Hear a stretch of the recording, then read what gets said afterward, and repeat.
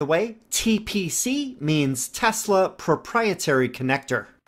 If you had seen my previous video showing the Tesla CCS adapter, you may notice that the packaging is very similar. I'll remove the tape on the front and fold the flap over to reveal what's on the inside. We now see the CCS adapter snugly fitted inside a foam support within the box. Pulling out the adapter, let's have a closer look. The front has the CCS port that will connect to the plug on a CCS charging station. I'll rotate it around for you to get a look. From what I see, this looks and feels exactly like the Tesla adapter that I did a previous video on. It feels pretty solid and has all the features, including the locking tab. On the back is the Tesla plug that will be inserted into the car's charging port. Here are some specs from the manufacturer. It has a max charging rate of 250 kilowatts. This of course depends on the speed of the CCS charging station. Note that there are 50 kilowatt, 100 kilowatt, 150 kilowatt, and 350 kilowatt CCS stations. You may be limited by the max kilowatt rating on each station. This has an IP54 rating, weatherproof design. The operating temperatures are from -22 degrees Fahrenheit to 122 degrees Fahrenheit, and it is cold and heat resistant. The adapter is light and compact and easy to use. Remember my review of the CHAdeMO adapter that I did a few years ago about how big it is, has stated that they have sold over 5,000 units so far. I use the PlugShare app on my phone to find all of the CCS charging stations near my house. I found one location about 2 miles away, and it has 4 stations from EVgo. I bring up the EVgo app to get more info. It shows me the stations and the amount of kilowatts charging that they offer. This particular one looks like it will work well. Since my car had about 20% state of charge, I needed to drive around a bit to drain it to a bit less than 1%, or 2 miles when I arrived at the station. Of course, the car was not happy about this and was reminding me to charge as soon as possible. Of the 3 stations, the large one on the right is the 350 kilowatt version, and that's the one I want to test.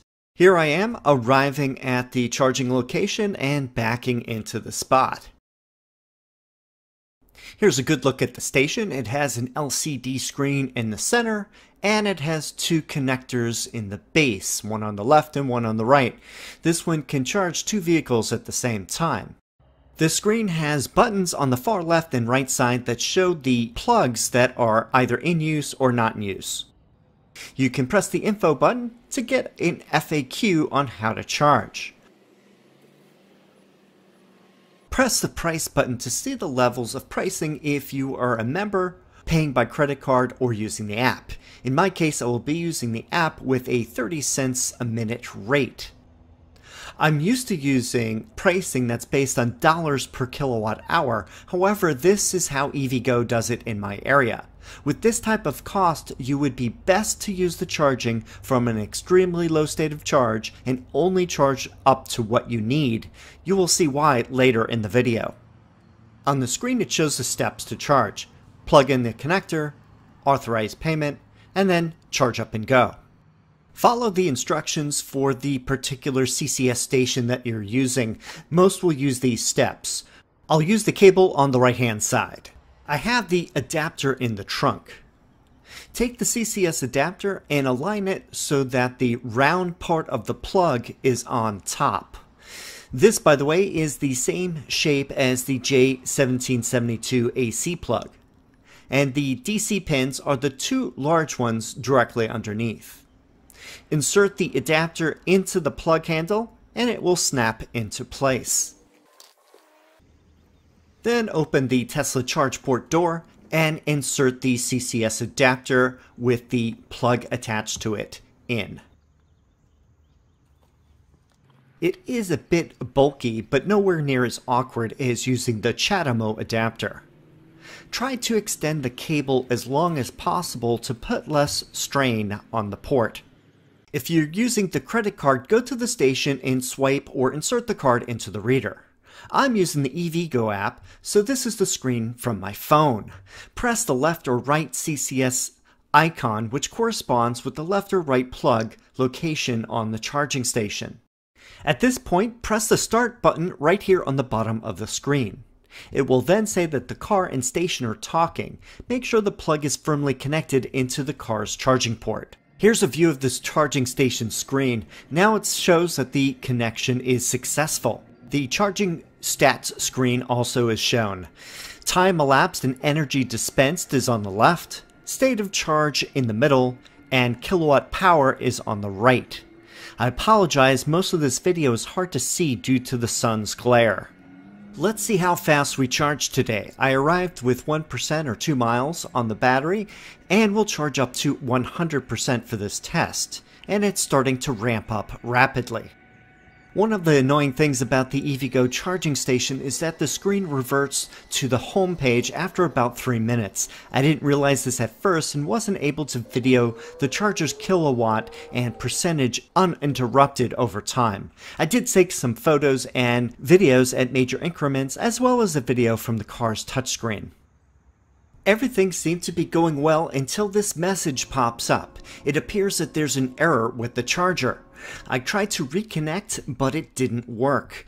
And at this point, it took 5 minutes and added 14.8 kilowatt hours to the pack with a 20% state of charge.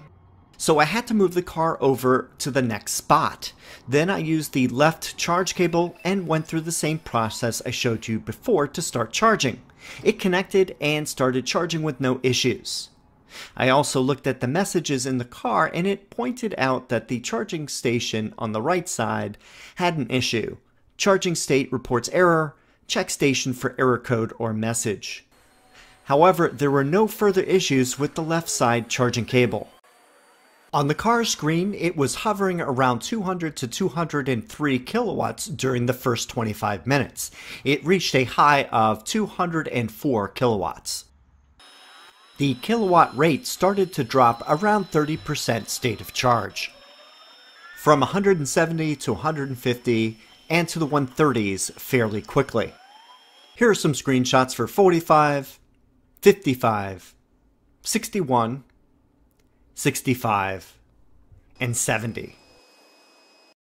And then 75, 80, 85, and then 90. Things definitely slow down over 90%. So I started at 1% and went up to 20% for a short gap, and then 20% and went all the way to 99% when the charging station ended the session, which is close enough to 100% for me. And now the results from the back-to-back charging sessions. The miles added for the first session was 60, and then for the second session 237, for a total of 297 miles added.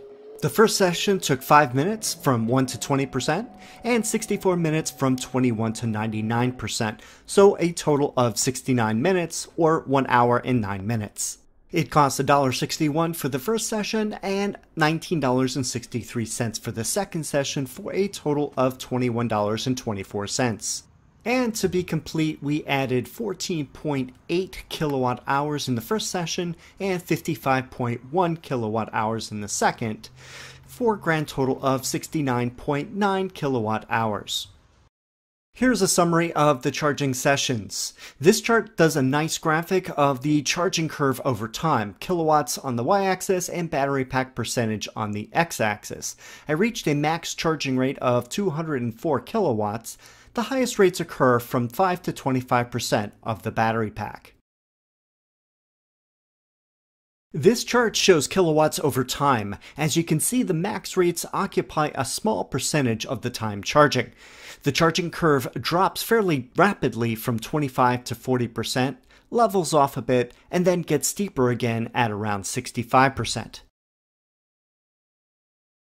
Although this test went from 1% up to 99%, that's not usually what I do when I travel. I try to go from 5 to 10% up to 70 to 80%. Using the data from this charge, going from 10 to 70% would take only 21 minutes, which is about 180 miles. The final chart shows miles added over time. This started at 2 miles and ended at 299 miles. So in conclusion, as I showed in the unboxing, this adapter is virtually the same as the one Tesla offers and has the same build quality and feel. What more can I say? It works well with my local CCS station and will come in very handy on long distance trips for those situations where a Tesla supercharger is not available. It's less stressful to have so many options now. The Tesla screen is shown at 50 times speed.